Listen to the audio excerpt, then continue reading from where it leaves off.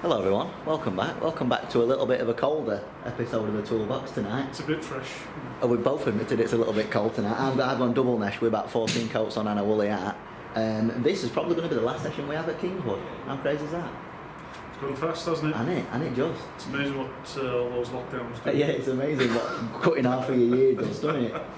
So we're here with Phil. This is going to be like a last check-up. The finale is booked. I'll tell you all about that in this episode. So without further ado, let's get into it.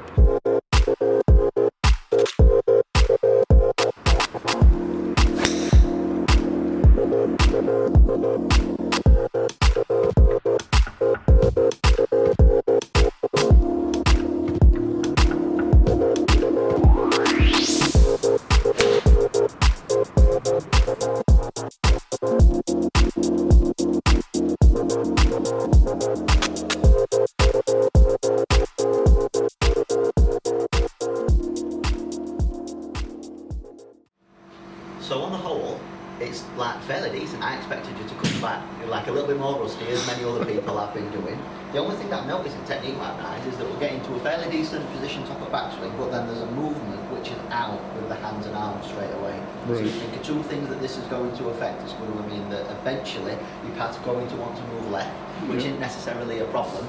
Because like I think your preferred shot pattern, especially with a driver, has been a fade recently, hasn't it? That's manageable. What's not manageable is that as soon as hands move out, club moves out, centre of mass of this club moves out, and we start to produce those heel strikes, don't we? Yeah. So I've had a bit of a brainwave as a drill that we can do just to prevent you from moving club out this way, or you it's like this way kind of thing. So we need to keep everything this side of the line. We need to keep hands in, or we need to keep strike away from heel, get it more toe side, yeah.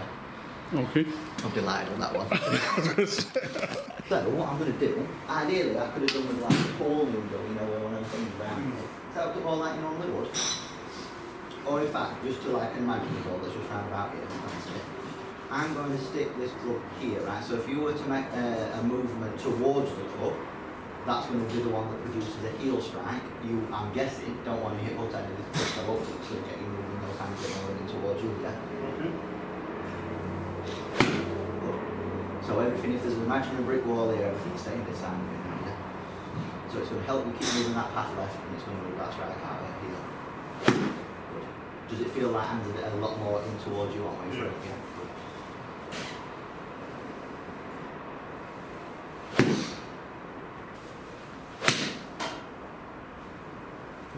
Just a little bit too fadey, if anything. Yeah. Push back though. Yeah. Get a bit of the trusty dry shampoo. I've moved up in the world. I've gone from foot spray to dry shampoo. Dry shampoo. Left.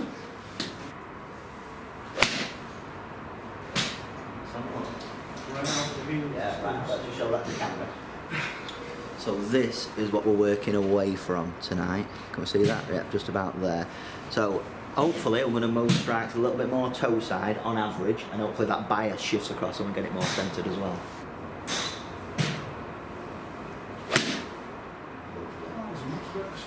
Beautiful. Show people. So we've had one just moved across a fraction. Was that you reinforcing that feeling of moving hands more into towards top and way through? Good. We've always got the old trusty best ever drill to fall back on the one where we set two balls up. Yeah. But I'd rather you have like a bit of a internal feeling, you know, like a bit of a. Let me just see if I can tweak this in swing. Because we've never always got an external object when we get out there on course, have we? No. Frown upon it to pick a leaf up and put it next to the ball. Well, so what's that for? I'm going to try and miss the leaf. Tee a ball up and then put a tee to the side. What's that for? It's just a visual aid.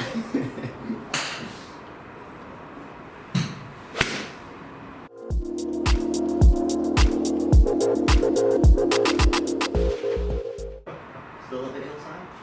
Tiny bit, yeah. A bit high on the face as well, actually. Okay. Let's bring that little faithful then. Great shot, isn't it? You know what I'm like though? If it's like 4mm in the heel, I want it like proper centred. There we go.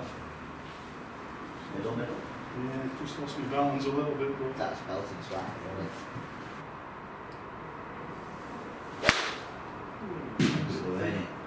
Good to have clipped that.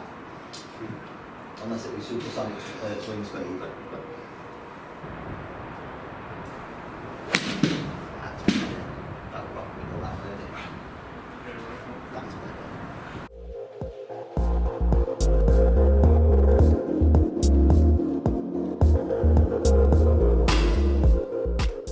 So having combined that feeling of feeling as though like hands and arms are working more in and towards you and the amazing tool ball drill that always works with everyone, we can now see that strike pattern has changed to the extent where the most heel we saw one was still a relatively centred strike. It was just heel side of centre, and the majority have moved into the middle, and we had one that were even a little bit toe side. So, well, the ball flight wise differences that we've seen since, it's just been like a nice sort of fade really every time, hasn't it? Yeah, about the hard fade. So. In that last batch, we probably one that was just a little bit heavy. Yeah, just one. So that's something to keep tabs on. But for the time being, it's like done a great job moving it back into the middle there. Yeah, cool. Low heel. Just, yeah, well, low. Just only just heel, but yeah. There we go. That's the one. Got you. Yeah.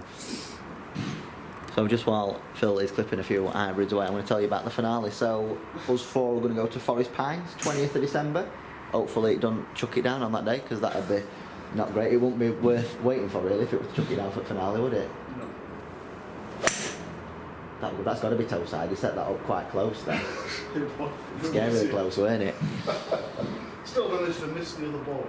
Yeah, good. Well, that's the skill of moving your strike now, though, isn't it? That's exactly what it is. Cool.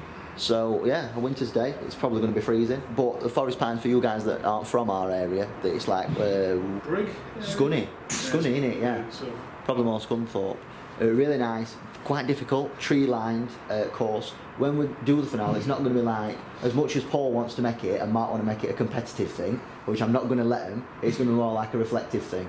Okay. So I'll be like probably spending 3 or 4 hours with each of you, just kind of saying like what's gone good, what do you think we can improve on if we were to do something like this again, and like overall experience, that kind of stuff. So, so very much looking forward to that. I hope you guys are too.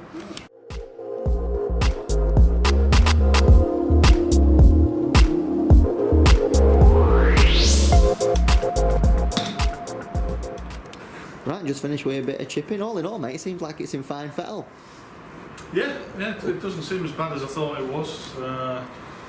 We'll see on Saturday. We'll see on Saturday. Then make sure you report back in between now and us playing on 20th. As ever, any swing videos or out, you send them across and hopefully have a look. If there's any main concerns, I'll try and help you as much as I can without seeing you, I think, until we play. And then I'll look forward to that brutal Forest Pines. Yeah. It's the Pines nine I haven't done very well on previously. So. As you can see, Phil's absolutely ecstatic that we've chose Forest Pines to play. So the greens are a nightmare as well. They're going to be good. It's going to be good. It's going to be a proper test for all 4 of us. So thanks ever so much for you guys watching at home. Stay tuned for coming videos. Like I said, finale coming soon. Thanks for watching. Later.